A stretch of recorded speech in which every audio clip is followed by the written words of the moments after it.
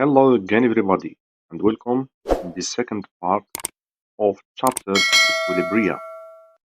During this video, we will be doing some pH calculations for strong acids and strong bases. In the first part of this chapter, we said that according to Bronsted-Lowry theory, an acid is a proton donor, which means it's a species which can donate its proton to a base. Also, we defined the strong acids to be species which are completely dissociated or ionized in solution. Let's take this example. So, HCl or hydrochloric acid is a strong acid. So, it's totally dissociated into protons, H plus ions, and dichloride ions, Cl minus. So here to calculate the pH of a strong acid, we will be actually applying the relation we studied before, which is the pH is equal to negative the log to the base 10 of the concentration of H plus ions.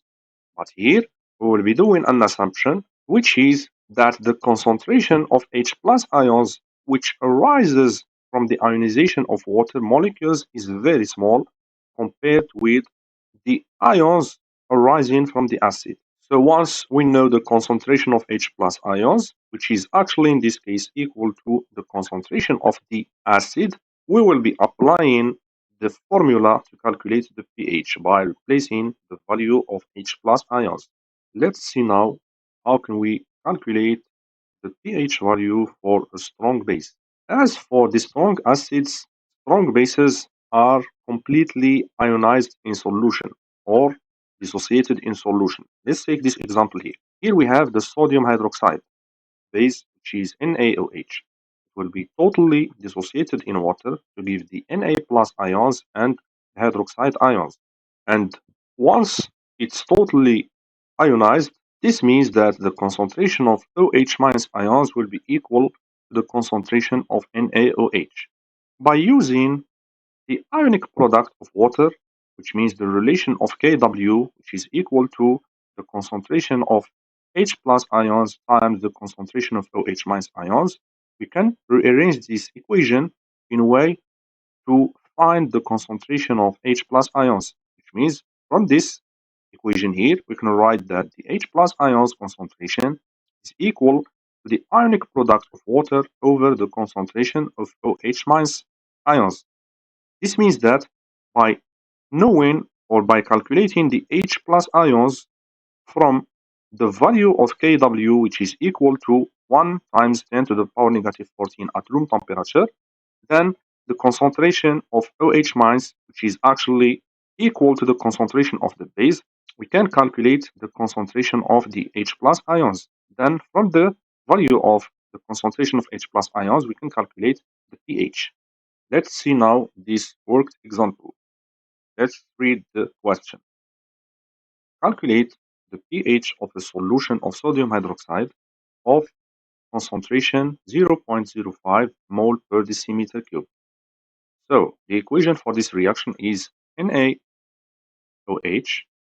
which will give Na plus ions plus OH minus ions. Let's now write the expression relating the concentration of H plus ions to Kw and OH minus, which means that we can write that the concentration of H plus ions is equal to Kw, which means the ionic product of water, over the concentration of OH minus ions. Now let's substitute the values to calculate the concentration of H plus ions. It means that the concentration of H plus ions will be equal to 1 times 10 to the power negative 14 over the concentration of OH minus ions. And once this is a strong base, so the concentration of OH minus ions will be equal to the concentration of the base, which means it's equal to 0.0050, and this is equal to 2 times 10 to the power negative 13 mole per decimeters cube.